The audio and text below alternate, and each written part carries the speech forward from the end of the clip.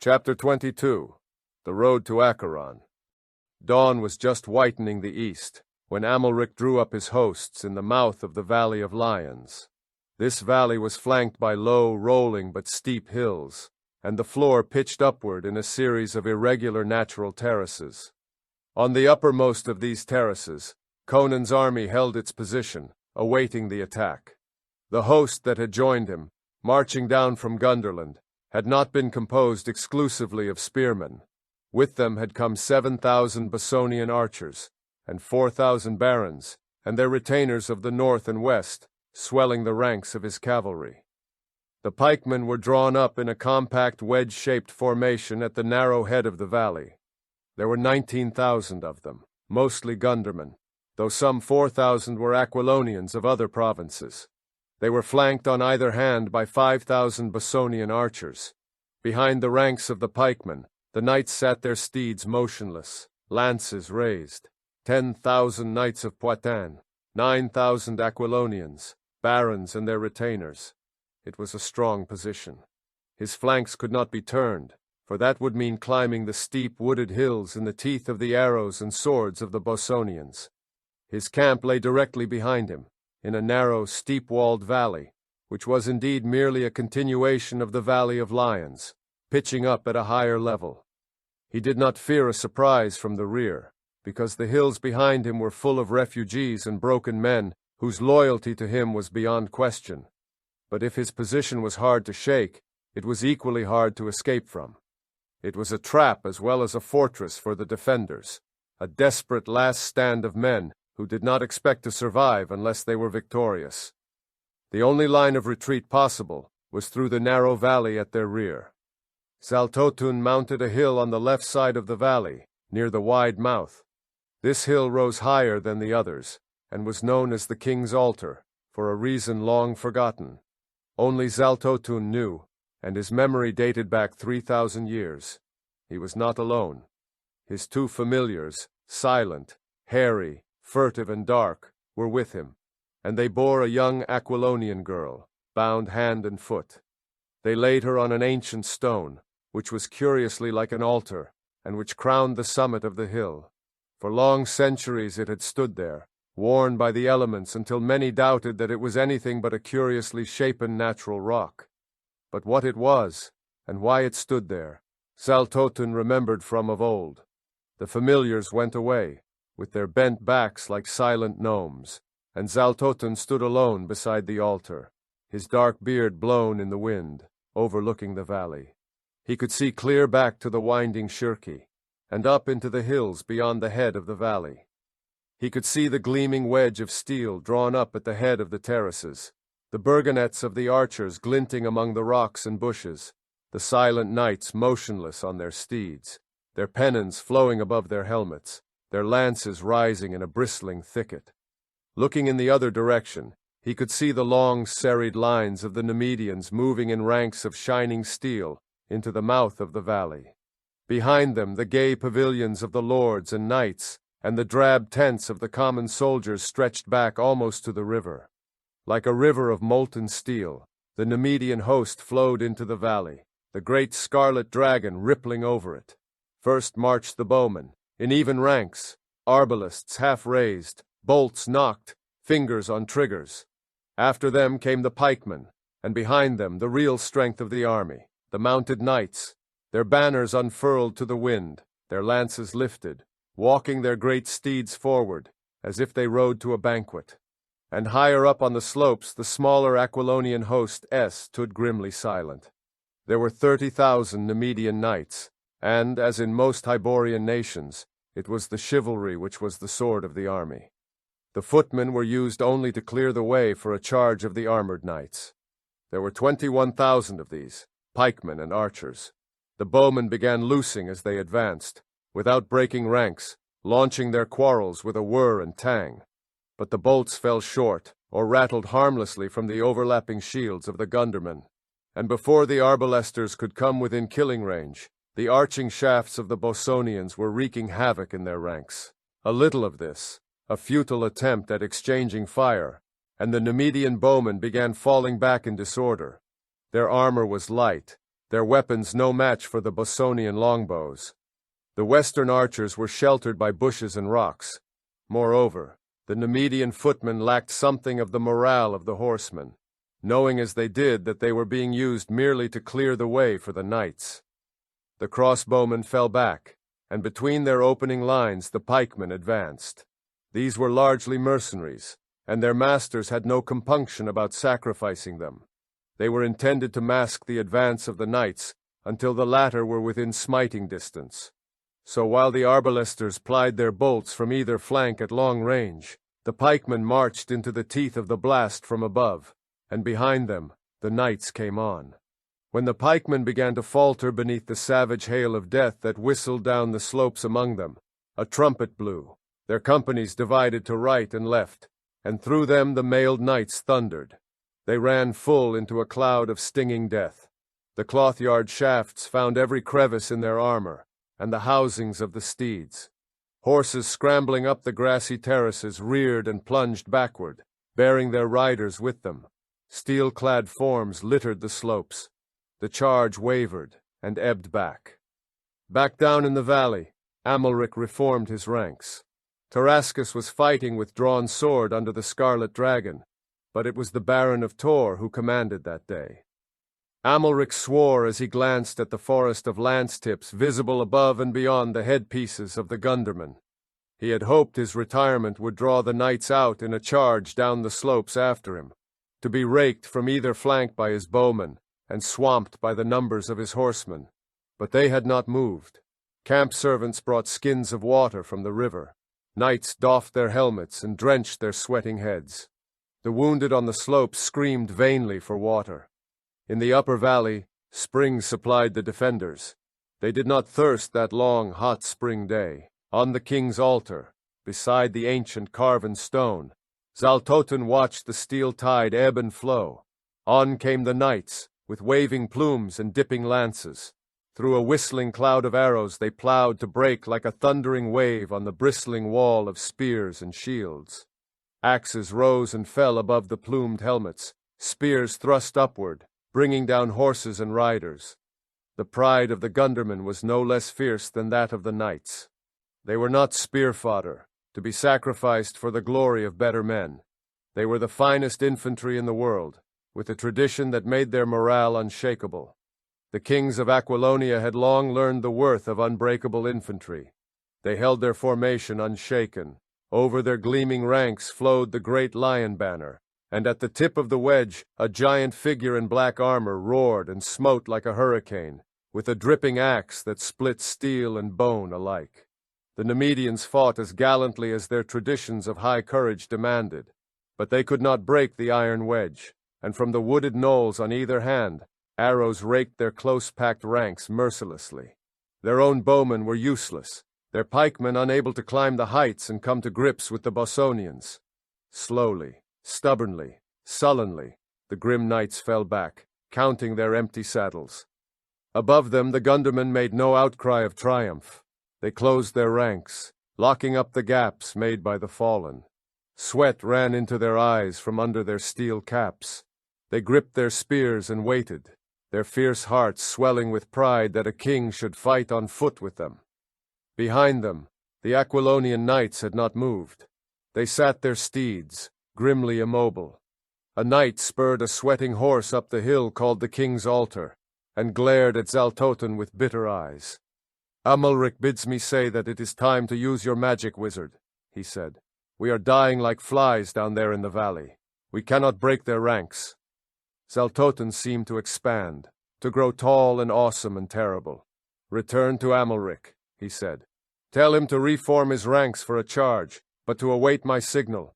Before that signal is given, he will see a sight that he will remember until he lies dying." The knight saluted as if compelled against his will, and thundered down the hill at breakneck pace. Zaltotin stood beside the dark altar stone, and stared across the valley, at the dead and wounded men on the terraces, at the grim, blood-stained band at the head of the slopes, at the dusty, steel-clad ranks reforming in the vale below. He glanced up at the sky, and he glanced down at the slim white figure on the dark stone. and lifting a dagger inlaid with archaic hieroglyphs, he intoned an immemorial invocation.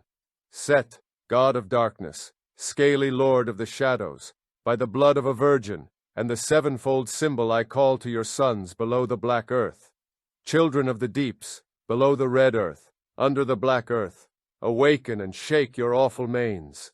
Let the hills rock and the stones topple upon my enemies. Let the sky grow dark above them, the earth unstable beneath their feet. Let a wind from the deep black earth curl up beneath their feet, and blacken and shrivel them. He halted short, dagger lifted. In the tense silence the roar of the hosts rose beneath him, borne on the wind. On the other side of the altar stood a man in a black hooded robe, whose coif shadowed pale, delicate features and dark eyes calm and meditative. "Dog of Asura," whispered Zaltotun. His voice was like the hiss of an angered serpent. "Are you mad, that you seek your doom? Ho, Baal! Chiron!" "Call again, dog of Acheron," said the other, and laughed. "Summon them loudly. They will not hear, unless your shouts reverberate in hell." From a thicket on the edge of the crest came a somber old woman in peasant garb, her hair flowing over her shoulders, a great grey wolf following at her heels. "Witch, priest, and wolf," muttered Zaltotun grimly, and laughed. "Fools, to pit your charlatan's mummery against my arts. With a wave of my hand I brush you from my path. Your arts are straws in the wind, dog of Python," answered the Asurian. "Have you wondered why the Shirki did not come down in flood and trap Conan on the other bank? When I saw the lightning in the night I guessed your plan, and my spells dispersed the clouds you had summoned before they could empty their torrents. You did not even know that your rain-making wizardry had failed." "You lie!" cried Zaltotun, but the confidence in his voice was shaken. "I have felt the impact of a powerful sorcery against mine, but no man on earth could undo the rain magic, once made, unless he possessed the very heart of sorcery." "But the flood you plotted did not come to pass," answered the priest. "Look at your allies in the valley, Pythonian. You have led them to the slaughter. They are caught in the fangs of the trap, and you cannot aid them. Look!" He pointed. Out of the narrow gorge of the upper valley, behind the Poitanians, a horseman came flying, whirling something about his head that flashed in the sun. Recklessly he hurtled down the slopes, through the ranks of the Gundermen, who sent up a deep-throated roar and clashed their spears and shields like thunder in the hills. On the terraces between the hosts, the sweat-soaked horse reared and plunged, and his wild rider yelled and brandished the thing in his hands like one demented. It was the torn remnant of a scarlet banner, and the sun struck dazzlingly on the golden scales of a serpent that writhed thereon. "Valerius is dead!" cried Hadrathus ringingly. "A fog and a drum lured him to his doom. I gathered that fog, dog of Python, and I dispersed it. I, with my magic which is greater than your magic." "What matters it?" roared Zaltotun, a terrible sight, his eyes blazing, his features convulsed. "Valerius was a fool. I do not need him. I can crush Conan without human aid." "Why have you delayed?" mocked Hadrathus. "Why have you allowed so many of your allies to fall pierced by arrows and spitted on spears?" "Because blood aids great sorcery," thundered Zaltotun, in a voice that made the rocks quiver. A lurid nimbus played about his awful head.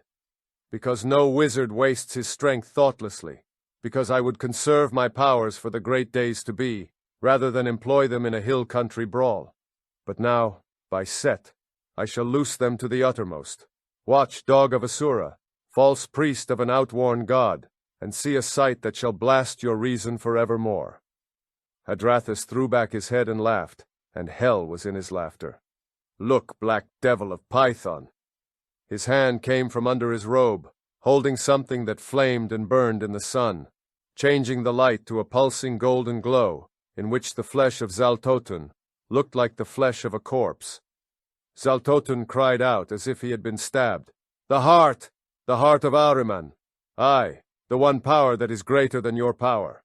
Zaltotun seemed to shrivel, to grow old. Suddenly his beard was shot with snow, his locks flecked with grey. "The heart," he mumbled. "You stole it, dog, thief." "Not I. It has been on a long journey far to the southward, but now it is in my hands, and your black arts cannot stand against it. As it resurrected you, so shall it hurl you back into the night whence it drew you. You shall go down the dark road to Acheron, which is the road of silence and the night. The dark empire, unreborn, shall remain a legend and a black memory.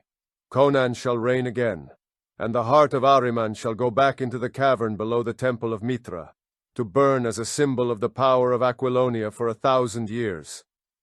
Zaltotun screamed inhumanly, and rushed around the altar, dagger lifted, but from somewhere, out of the sky perhaps, or the great jewel that blazed in the hand of Hadrathus, shot a jetting beam of blinding blue light. Full against the breast of Zaltotun it flashed, and the hills re-echoed the concussion. The wizard of Acheron went down as though struck by a thunderbolt, and before he touched the ground, he was fearfully altered. Beside the altar stone lay no fresh-slain corpse, but a shriveled mummy, a brown, dry, unrecognizable carcass, sprawling among moldering swathings. Somberly old Zalata looked down. He was not a living man, she said. The heart lent him a false aspect of life, that deceived even himself. I never saw him as other than a mummy. Hadrathus bent to unbind the swooning girl on the altar, when from among the trees appeared a strange apparition, Zaltotun's chariot drawn by the weird horses. Silently they advanced to the altar and halted, with the chariot wheel almost touching the brown withered thing on the grass. Hadrathus lifted the body of the wizard and placed it in the chariot, and without hesitation, the uncanny steeds turned and moved off southward, down the hill. And Hadrathus and Zalata and the grey wolf watched them go, down the long road to Acheron, which is beyond the ken of men. Down in the valley, Amalric had stiffened in his saddle when he saw that wild horseman curvetting and caracoling on the slopes, while he brandished that blood-stained serpent banner. Then some instinct jerked his head about, toward the hill known as the King's Altar, and his lips parted. Every man in the valley saw it, an arching shaft of dazzling light that towered up from the summit of the hill, showering golden fire. High above the hosts, it burst in a blinding blaze that momentarily paled the sun. "That's not Zaltotun's signal," roared the Baron. "No!" shouted Tarascus. "It's a signal to the Aquilonians. Look!" Above them the immobile ranks were moving at last, and a deep-throated roar thundered across the vale. "Zaltotun has failed us!" bellowed Amalric furiously. "Valerius has failed us. We have been led into a trap. Mithra's curse on Zaltotun, who led us here. Sound the retreat." "Too late!" yelled Tarascus. "Look!" Up on the slopes the forest of lances dipped, leveled. The ranks of the Gundermen rolled back to right and left like a parting curtain, and with a thunder like the rising roar of a hurricane, the knights of Aquilonia crashed down the slopes. The impetus of that charge was irresistible. Bolts driven by the demoralized arbalesters glanced from their shields, their bent helmets, their plumes and pennons streaming out behind them, their lances lowered. They swept over the wavering lines of pikemen and roared down the slopes like a wave. Amalric yelled an order to charge, and the Nemedians with desperate courage spurred their horses at the slopes. They still outnumbered the attackers, but they were weary men on tired horses, charging uphill. The onrushing knights had not struck a blow that day. Their horses were fresh. They were coming downhill, and they came like a thunderbolt. And like a thunderbolt they smote the struggling ranks of the Nemedians, smote them, split them apart, ripped them asunder, and dashed the remnants headlong down the slopes. After them on foot came the Gundermen, blood-mad, and the Bossonians were swarming down the hills, loosing as they ran at every foe that still moved. Down the slopes washed the tide of battle. The dazed Nemedians swept on the crest of the wave. Their archers had thrown down their arbalists and were fleeing. Such pikemen as had survived the blasting charge of the knights were cut to pieces by the ruthless Gundermen. In a wild confusion, the battle swept through the wide mouth of the valley and into the plain beyond. All over the plain swarmed the warriors, fleeing and pursuing, broken into single combat and clumps of smiting, hacking knights on rearing, wheeling horses. But the Nemedians were smashed, broken, unable to reform or make a stand. By the hundreds they broke away, spurring for the river. Many reached it, rushed across and rode eastward. The countryside was up behind them. The people hunted them like wolves. Few ever reached Tarantia. The final break did not come until the fall of Amalric. The Baron, striving in vain to rally his men, rode straight at the clump of knights that followed the giant in black armor, whose surcoat bore the royal lion, and over whose head floated the golden lion banner, with the scarlet leopard of Poitin beside it. A tall warrior in gleaming armor couched his lance and charged to meet the Lord of Tor. They met like a thunderclap. The Nemedian's lance, striking his foe's helmet, snapped bolts and rivets and tore off the casque, revealing the features of Pallantides. But the Aquilonian's lance head crashed through shield and breastplate to transfix the Baron's heart. A roar went up as Amalric was hurled from his saddle, snapping the lance that impaled him, and the Nemedians gave way as a barrier bursts under the surging impact of a tidal wave. They rode for the river in a blind stampede that swept the plain like a whirlwind. The hour of the dragon had passed. Tarascus did not flee. Amalric was dead, the color-bearer slain, and the royal Nemedian banner trampled in the blood and dust. Most of his knights were fleeing, and the Aquilonians were riding them down. Tarascus knew the day was lost, but with a handful of faithful followers he raged through the melee, conscious of but one desire, to meet Conan, the Cimmerian, and at last he met him. Formations had been destroyed utterly, close-knit bands broken asunder and swept apart. The crest of Trocero gleamed in one part of the plain, those of Prospero and Pallantides in others. Conan was alone. The house troops of Tarascus had fallen one by one. The two kings met man to man. Even as they rode at each other, the horse of Tarascus sobbed and sank under him. Conan leaped from his own steed and ran at him, as the king of Nemedia disengaged himself and rose. Steel flashed blindingly in the sun, clashed loudly, and blue sparks flew. Then a clang of armor as Tarascus measured his full length on the earth beneath a thunderous stroke of Conan's broadsword. The Cimmerian placed a mail-shod foot on his enemy's breast and lifted his sword. His helmet was gone. He shook back his black mane, and his blue eyes blazed with their old fire. "Do you yield? Will you give me quarter?" demanded the Nemedian. "Aye, better than you'd have given me, you dog. Life for you and all your men who throw down their arms, though I ought to split your head for an infernal thief," the Cimmerian added. Tarascus twisted his neck and glared over the plain. The remnants of the Nemedian host were flying across the stone bridge, with swarms of victorious Aquilonians at their heels, smiting with fury of glutted vengeance. Bossonians and Gundermen were swarming through the camp of their enemies, tearing the tents to pieces in search of plunder, seizing prisoners, ripping open the baggage and upsetting the wagons. Tarascus cursed fervently, and then shrugged his shoulders as well as he could, under the circumstances. "Very well. I have no choice. What are your demands?" "Surrender to me all your present holdings in Aquilonia. Order your garrisons to march out of the castles and towns they hold, without their arms, and get your infernal armies out of Aquilonia as quickly as possible. In addition, you shall return all Aquilonians sold as slaves, and pay an indemnity to be designated later, when the damage your occupation of the country has caused has been properly estimated. You will remain as hostage until these terms have been carried out." "Very well," surrendered Tarascus. "I will surrender all the castles and towns now held by my garrisons without resistance, and all the other things shall be done. What ransom for my body?" Conan laughed and removed his foot from his foe's steel-clad breast, grasped his shoulder, and heaved him to his feet.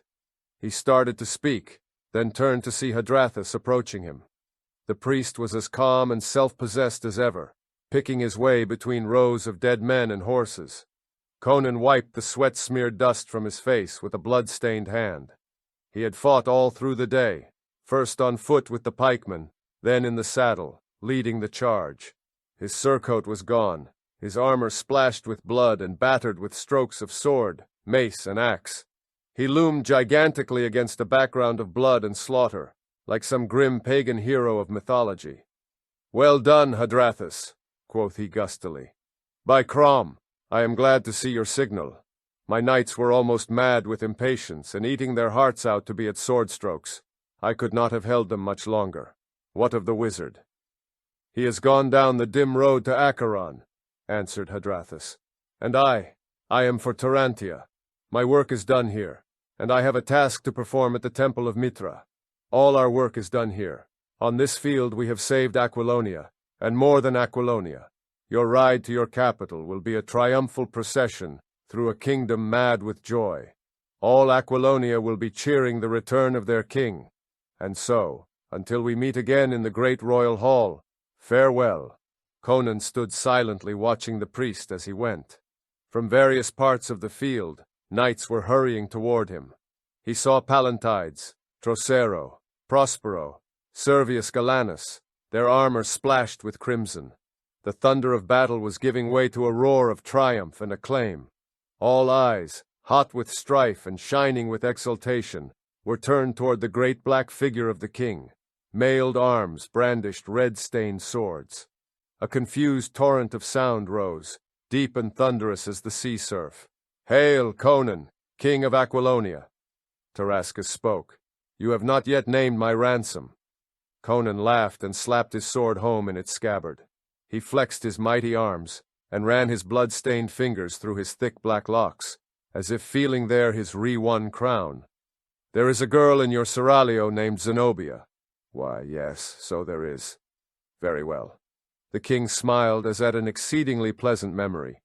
"She shall be your ransom, and naught else. I will come to Belverus for her as I promised. She was a slave in Nemedia, but I will make her queen of Aquilonia."